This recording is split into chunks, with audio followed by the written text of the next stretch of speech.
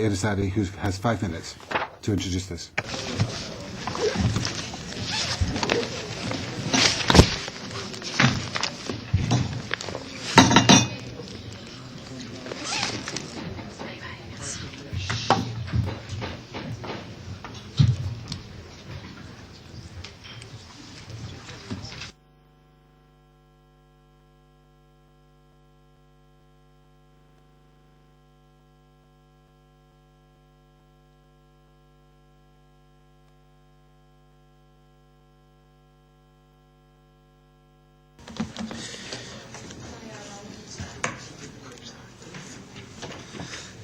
Gracias, señora presidenta. Thank you, Madam Chair. Now, what I'd like to present to you this morning relates to the renewable energy sector in Spain, particularly photovoltaic energy, which is currently facing a situation where it's having to suffer a regulatory structure reform, which really goes against the agreements previously entered into. It's changing and undermining legal certainty in our country. And the reform, which is based on the former system of allocating a premium per kilowatt hour of energy produced, with a new system, which is where a payment is given per kilowatt hour produced based on the costs, the standard costs of producing that electricity, which the government is well aware does not actually meet the real costs of producing. Now, if you can see the graph here, the blue line is the average revenue that should be available in accordance with the law based on the investment put in. The yellow line is the situation of revenue based on the cuts we've already had, and the red line is the 6% revenue cut as well as the amortization over 17 years, so taking into account those factors. Now, this is all based on a recent change in law which is pushing us down to that red line. Now, we have 76 different standard cases. It's an absurd situation. It's also discretional. What that means is that some facilities are going to receive less than 20% in cuts, and others are going to see a cut in their income which could reach 52% of their expected income. What that means is that we're in a situation where these facilities cannot even support themselves financially.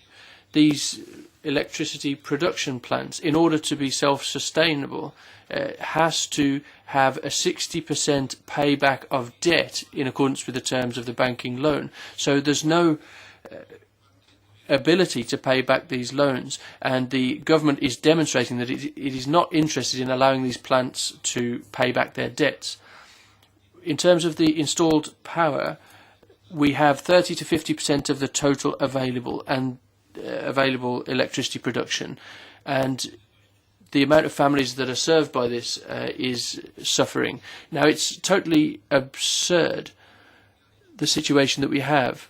We have the National Committee for Energy, which has set out standard costs which do not correspond to reality, and they've actually bundled together renewable energy with cogeneration. Unfortunately, most of the adjustment that is being brought in is going towards renewable energy. So if you compare it with other sectors, they're having much less cut. So some 90% of the problem is with renewable energies. Practically all of the adjustment is being brought in into this sector. Now, it's discrimination. I'll give you an example of that. These are the results from the electrical network of Spain. 5,000 investment leads to 1,200 earnings before income tax. So you can see that there's been a massive cut in revenue. If the government wanted it to be more reasonable, it would adjust the standard costs to represent the actual cost of production. Another example I can give you of the discrimination against photovoltaic energy is self-consumption or auto-consumption. The Spanish government's policy goes against the principle of free choice. There's no kind of aid or subsidies or support given to investment. This goes against the individual's right to choose what they use in their house.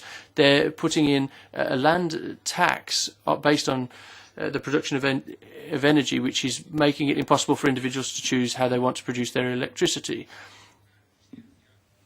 If you have a household, instead of paying off your photovoltaic investment in 12 years, it's now 35 years. So it's practically impossible to actually make it profitable, and it's making renewable energies much less plausible. On the right-hand side there, you can see how the discrimination pans out.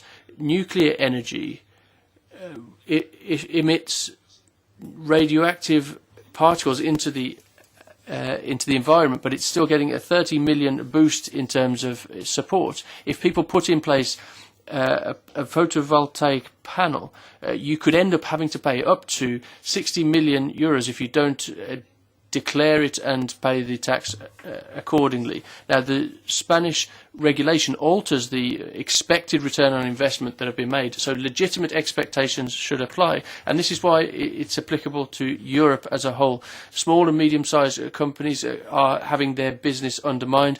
The risk that they took on has now been changed, and that because of the government's action. So that's why we're calling for the European institutions to intervene and to try to put the brakes on this process, which is going against European directives, which undermines legal certainty. It's retroactive, of course. It's changing the terms of an investment already made.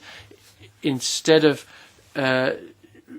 getting a return on investment in a certain number of years, it's being extended into the future. 5 to 6 years retroactive effect, that has a big impact on investment. And the amount of money put into set up of facilities now being affected by that. People aren't allowed to get a reasonable return on their investment if they opt for photovoltaic energy. Thank you. Thank you. Mr. Piet Holtrop. Muchas gracias, señora. Thank you very much, Madam Chair. Muy buenos días, señores. Good morning, members of the Parliament. Firstly, I'd like to thank the Petitions Committee for having given me the opportunity to speak to you this morning and to inform you about the different possible breaches of European law by Spain in the field of renewable energies. I'm here acting as voluntary legal counsel for the new energy model. This brings together individuals, social collectives, environmental organisations, unions, business organisations and political parties in order to defend a change in energy model based on savings, efficiency, renewable energies and sovereignty. The platform that I represent has to date submitted 4 complaints to the European Commission for different breaches of European law in the field of energy policy. The first relates to the cuts in allocations to renewable energies. The second complaint related to the electrical tax of 7% that was approved in Spain. The third complaint was about the lack of legal redress, and the fourth related to competition law and the internal market. Over the next few months, we will be submitting another complaint about auto-consumption or self-sustainable consumption and energy efficiency with the new electrical reform, which completely changes the allocation system for renewable energies based on the existing model. And we've heard that from the previous speaker. In this declaration, I'd just like to focus on the first 3 complaints that we submitted to the Commission. The first complaint gave rise to radically opposing positions between the Commission and our platform. The Commission believed that the basic principles of European law were not applicable where member states were bringing in support system for renewable energies. We, however, believed that these principles, such as non-discrimination and legitimate expectations, should be applied. Now, this discrepancy in opinion was settled by the European Union's Court of Justice in the IBV ruling from the 26th of September. In that ruling, it made it very clear that member states must apply those principles when setting up measures to support renewable energies. Now, given that ruling, I welcome the fact that the European Commission has taken the ruling on board and agreed to reassess our complaints based on the new ruling of the court. However, I should remind you that a lot of time has been wasted and we do now need to move quickly. This analysis of this procedure should not be slowed down by the electoral recess nor be hampered by the post-electoral procedure. Now, regarding the second complaint against the electrical tax, the Commission was very complete in its response, and I very much believe that this complaint will be upheld, given the fact that this is an indirect tax which overlaps with existing taxes and which doesn't have any kind of environmental objective. The objective is only to ensure tax revenue. Particularly, this 7% tax is harmful to renewable energies, and the tax basis cannot be the additional tax cannot be passed on to the wholesale market. Now, the third complaint that we set up related to access to redress. Now, this was also subject to a difference of opinion in terms of the way the European law was applied, and following the IBV case ruling, the complaint was sent to DG Justice for study.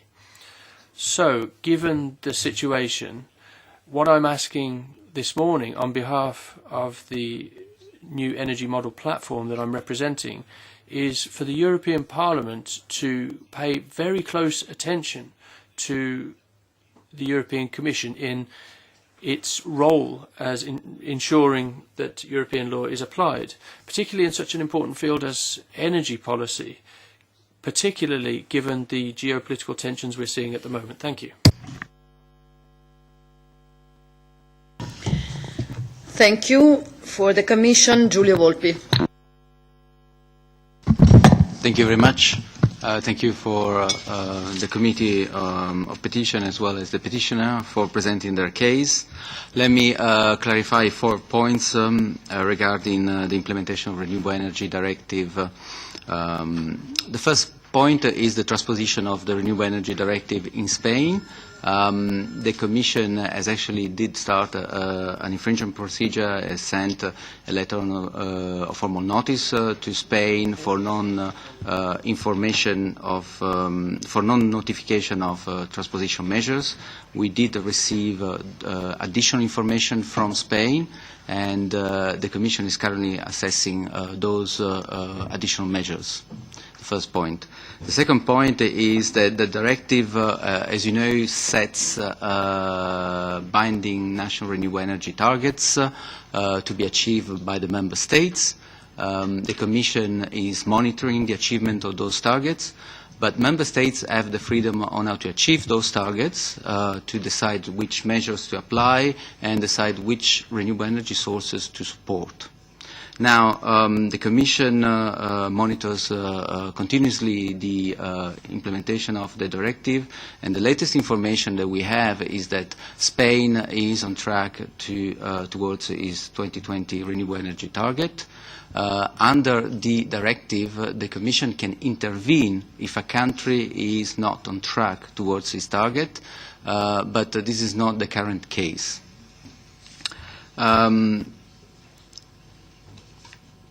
Furthermore, the Commission understands the issues and the principles raised regarding the principle of legitimate expectation and legal certainty. However, the Commission has looked at the directive carefully and understands that we cannot interpret those principles giving or stopping the right for member states to make modifications to their support schemes in cases, for example, of excessive of overcompensation of renewable energy sources, or cases in which specific technology has deployed much faster than expected. Having said that, the Commission has repeatedly and publicly said that member states should refrain to make sudden and unexpected changes to support schemes, because that creates investment uncertainty and impact on the investment climate for renewable energy, not just in the country, in the specific country, namely Spain, but across Europe. And the Commission has actually engaged with the Spanish government, sent a couple of two public letters to the authorities, to the previous and to current government, has also engaged in his political dialogue with the Spanish government and ask further information about the impacts of the planned measures on the economic and financial viability of existing projects. Finally, the Commission has also asked further information about the 7% electricity tax in order to assess its compatibility with the EU tax law. And this process is ongoing. There's been already a couple of exchanges of information with the Spanish authorities, and the Commission currently is assessing the information provided by the Spanish government. So just to conclude, the Commission is aware about the potential impacts of measures on the investment climate in Spain. We're also monitoring, assessing currently the latest reform. Of course, we understand that the latest reform has not, all the legal acts have not been adopted yet. We already signaled to the Spanish government some concerns regarding, for example, the treatment of self-consumption. The Commission, although there are no European, specific European provisions regarding self-consumption, self-consumption is promoted by the European Commission both for energy efficiency and renewable energy purposes, and therefore we have initial concerns about the proposal of the Spanish government, but nevertheless we are still waiting for the final acts in order to assess them and identify whether there is a breach of EU legislation. Thank you very much. Grazie. Riera Madurez. Muchas gracias. Thank you very much, Madam Chair. Well, I'd like to express the full support of the Spanish Socialist delegation to the UNEF and New Energy Model Platform petition.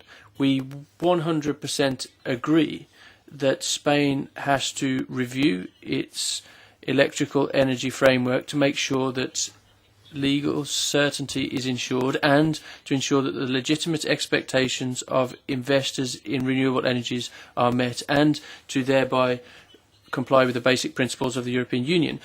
The Spanish government has done no less than blunder in the field of energy policy by making renewable energy harder to achieve and doing the consumers an injustice. Now, there's no logic behind the changes, no economic, regulatory or environmental logic behind it. It's simply a counter-reform which simply wants to roll back the improvements made over the course of history. And let me just justify why I don't think there's any logic behind it. Firstly, because it doesn't follow any kind of roadmap. We don't know where it's going in the medium term, the short term or the long term. Secondly, because all economic sectors have rejected this reform outright. This rejection has been shared by all political parties and by the citizens of Spain. Thirdly, environmental protection is not one of the priorities of this government and is not served by this reform. A commitment to clean energy is not being pursued with this. It actually punishes clean energies and renewable energies. Also, the reforms don't resolve the basic problem, which is the tariff deficit, for a few reasons. Firstly, because it uses a wrong diagnosis of the problem. It criticises renewable energies as contributing exclusively to the unsustainable nature of electricity production. I think the speakers made it only too clear why that is the case. Also, they have erroneously analysed the contribution of these measures. They think that the situation will be improved, but it will only lead to an increase in the price paid for electricity by consumers and a decrease in investment in renewable energies. Dear colleagues, in order to get out of the economic crisis, Spain has to focus on high added value technological sectors in which we can be competitive. And renewable energies as a sector has proven itself to be one of those sectors. And instead of focusing on that as a form of potential, the Spanish government has thrown renewable energies out of the window and focused on outmoded conventional forms of electricity production. So I shared the concerns of the petitioners, and I would call upon the Spanish government to think again, to apply policies which are in the interests of the citizens, to apply policies which are up to the challenge that Europe has to face in the field of energy. Thank you very much. Grazie, Ayuso. Muchas gracias, Presidenta. Muchas gracias. Thank you very much, Madam Chair. Thank you very much as well to the petitioners and to the Commission. I'd like to refer to the 6 points that were stated in the supporting documents. I would very much like to receive the presentation that the speakers gave us this morning by email. Regarding the points that we have had access to, firstly, regarding Spain's objectives in renewable energies, well, the Commission mentioned this. Spain has an objective of achieving 20% renewables by 2020, which coincides with the EU's objectives. And secondly, Spain is among those countries that are best positioned in that. 14 countries are lower than Spain in terms of achieving that objective by 2020. The Commission also said that it wants to achieve a lessening of carbon emissions by 2020. Spain is also above the average for that. Fourthly, when it comes to differentiation between different forms of electricity production, Article 13, Paragraph 1 of the 2009 Energy Bill says that administrative authorities have to regulate the approval, certification and awarding of licences. There is nothing in the petition that says why this article is not being complied with and why it is actually discriminatory, this process of awarding certificates and licensing. Next item. In terms of financing for investors in renewable energies, the petitioners say that there is a discriminatory approach to renewable energy that's been adopted over recent years, which has allowed companies working in a conventional manner to prosper more. The regulatory cost that's most been applied over the last few years has been a focus on helping renewable energies. So if the government is going to overcome this tariff deficit problem, then it has to take measures in the field of renewable energies, which it has. And we believe that they are completely competitive as things stand.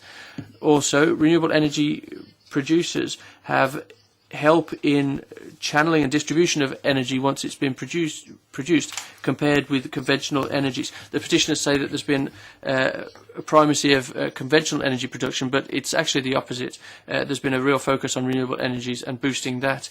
Next, cogeneration in producing electricity. Well, Spain has brought in a series of taxes on electrical energy production, and the so-called discrimination on renewable energies that the petitioners claim is actually not the case. The 7% has been applied across the board in a generic way to different forms of electricity production. And it actually means that hydraulic and nuclear energies have paid more in absolute terms. Next, regarding small plants, 1691 from 2011, this decree regulates the cogeneration of electricity through renewable sources from small and medium-sized plants. It gives them a period of 4 months to adopt effective measures to respond to the administrative, technical and economical needs of the plant to produce energy. So there is a transitional period. That decree was approved by the previous government on the 18th of November, 2 days before the general elections, without really understanding the urgency of approving that government. So the idea that the government brought in new changes, well, these changes are actually already in force. Also, the government has tried to regulate the conditions whereby people produce electricity for their own consumption.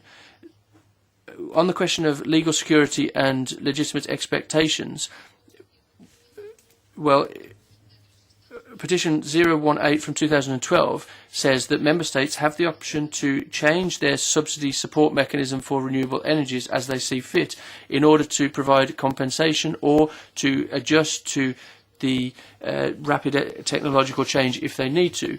And it states that no breach procedure or infraction procedure can be brought against them. Also, in terms of legitimate expectations, the Commission has already said that if the operators have made an investment, then there can be no change over time. But it's quite clear that any kind of tax system or regulatory system can change over time. That is also a legitimate expectation. So, in conclusion, following the explanations given by the Commission in Petition 018 from 2012, I think those arguments are particularly relevant to this case. I don't think this petition actually brings anything new to the arguments already known and already proffered by the European Commission. Renewable energies play a very important role in energy production in the European Union. I was rapporteur on the first Renewable Energy Directive in 2002, and we believe that their share of the market will keep rising, and the European Union is about to adopt a new objective for 2030. But let's be absolutely clear. It's absurd to suggest that a subsidy system cannot change as well. What can it never change? Renewable energies in Spain have grown as a sector, and that's important and it's positive. However, it's also important to take into account that those that have to pay the bill of electricity production are the citizens. Thank you. Thank you, Mrs. Zanoka. Thank you, Mrs. Stanoka. Thank you, Chair. As representative of the Greens European Free Alliance Group, I would like to say that we are very concerned about this petition and electricity reform in Spain as a whole. During one retreat in Spain some years ago, we just had a very pleasant picture of how the solar energy, for example, is used in Spain. And it's very strange to hear a logic that if we are champions, we can now slow our target and not reduce our achievements. Yeah, it's if we compare with sport, how if someone is a champion and the others are far from him, then he has not to ameliorate the results. It's very strange arguments, and I don't know. Maybe Commission can provide us with more precise explanation. Why do you think that Spain will still with this reform implemented will achieve these 2020 goals. Do you have a reliable approval of that statement or not? Yeah. Of course, we want to support the petitioners on referring to legal security, in particular on retroactive measures. Yeah, we are happy that the Commission has already posed some questions to the Spanish government, and of course also in what concerns self-consumption, which is very strange to be forbidden. So we support completely the petition, and I am speaking now on behalf of the whole representations of Greens, APPA, in the Petitions Committee. We support the petition and to propose to keep it open.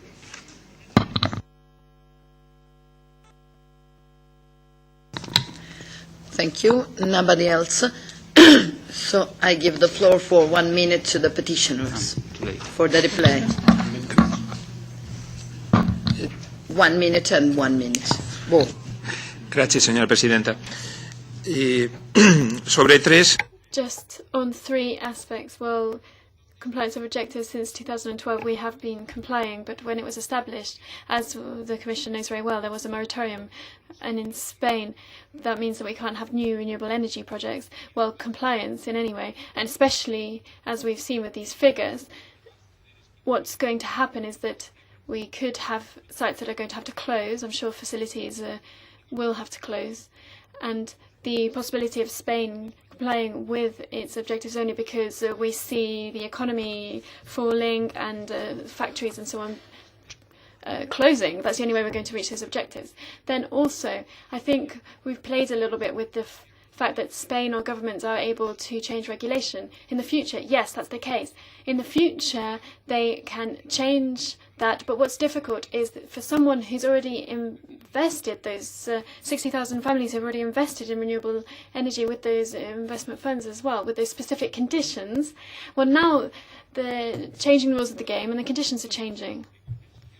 And there's not a compensation of those are figures that have been audited. They're coming from official organisations. Now, if someone is reducing that amount by more than 50%, and I think the best assessment is that that's done by the market, it's €1 for those plants.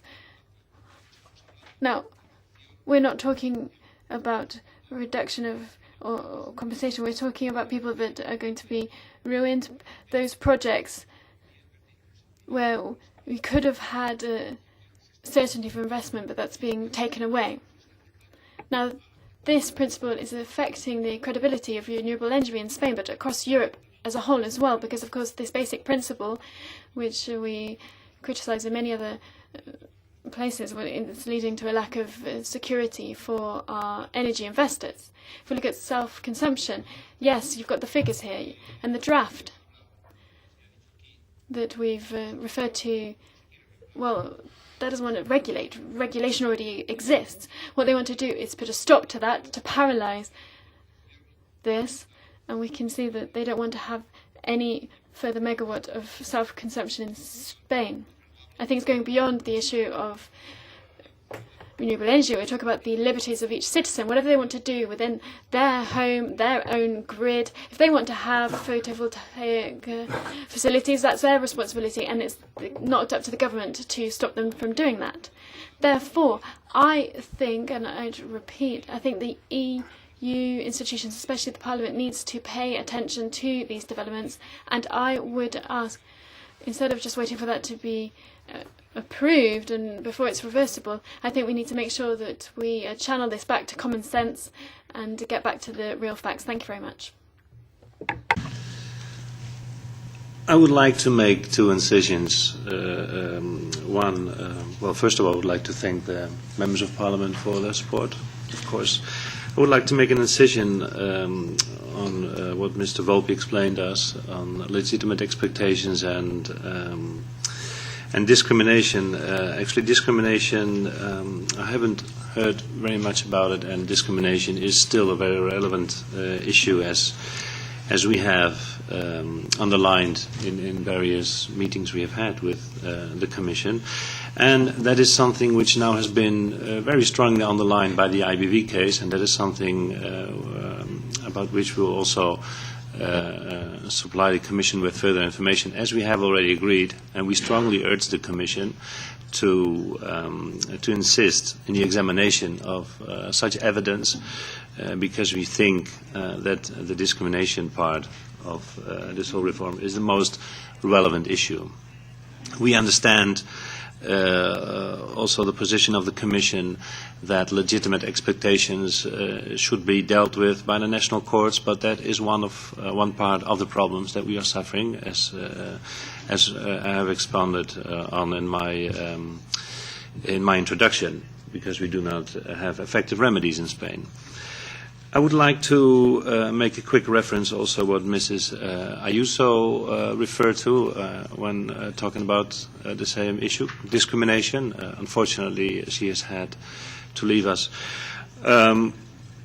Article 13.1, we can argue on that, and that will be a very interesting argumentation, and we have had that argument with the Commission also.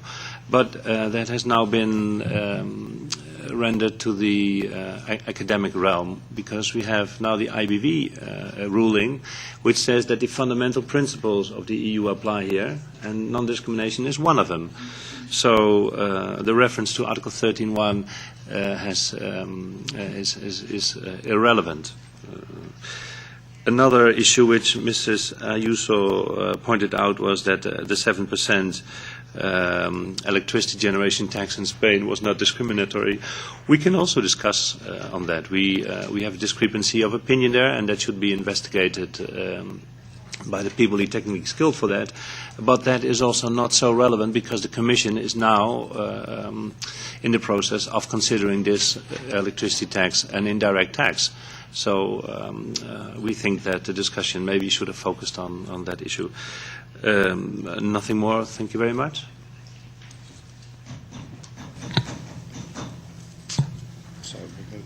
Thank you. Mr. Volpe asked the floor for a reply to. Yeah, thank you very much. Thanks for the questions and the discussion. I just wanted to clarify on the point of whether Spain will achieve the 20% target. We cannot say at the moment. Perhaps I didn't make myself clear enough. According to the 2012 data, we can see that Spain is above the first milestone in the trajectory towards the 2020 target. Of course, we also say that the achievement of the target will depend on a number of factors, including economic growth in the future, the investment climate for renewables, and these are all elements that we are considering. I should also say that according to internal modelling at the Commission, which we published last year, on the basis of the information and the measures we could assess last year, the modelling indicated that Spain, as other countries, will not be able to achieve the 20% target. But of course, this is based on economic modelling. We would like to reassure the petitioners and the members of the Parliament that we are monitoring closely the efforts in each country, and by the end of this year, the Commission will publish its second progress report on the Renewable Energy Directive, and there will be further information on the performance of the Member States. I leave the floor to my colleague regarding the specific legal question on discrimination and legal remedies raised by the petitioner. Thank you. My name is Eva Gerhardt. I would just like to say two things on the points that you said the Commission has not sufficiently looked into the issue of discrimination. We have, of course, taken the IBV judgment into account, as you know very well. And you know that the judgment left Member States a large margin of discretion in designing their support schemes. And in this judgment, the Court of Justice compared two different sorts of wood and came to the conclusion that there was no discrimination.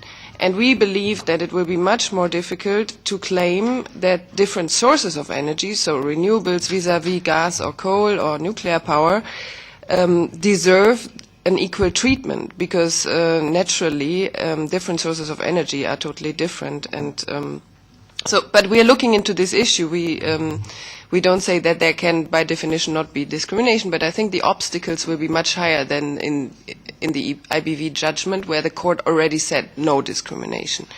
And on the non-retroactivity issue, we believe that national courts are much better placed to judge what was communicated before a law was changed, and in how far the citizens and the investors could really count on a legal situation that would be stable and not be changed. And therefore we still say Spain has a functional legal system, and non-retroactivity issues should be claimed before the national courts.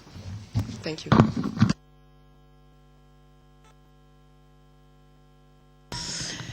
Grazie anche per questa ulteriore risposta da parte del... Thank you very much for that comeback answer from the Commission as well. I think we've now got to simply follow this. Infringement proceedings take time. We'll await the further updates from the Commission. And the record of this meeting can be sent, I think, to the Environment Committee, so that they will be able to look at the substance of the issues. That will be, I think, grist to the mill of envy. So we'll leave this open for the time being. I think I've listened to colleagues who have intervened. A range of views expressed, of course. Mrs. Ayuso wanted it to be closed. But if there's a majority feeling that it should be kept open, then so be it. Okay, and that's the majority feeling of the committee, I think, from here. Right, thank you very much, and thank you to the petitioners,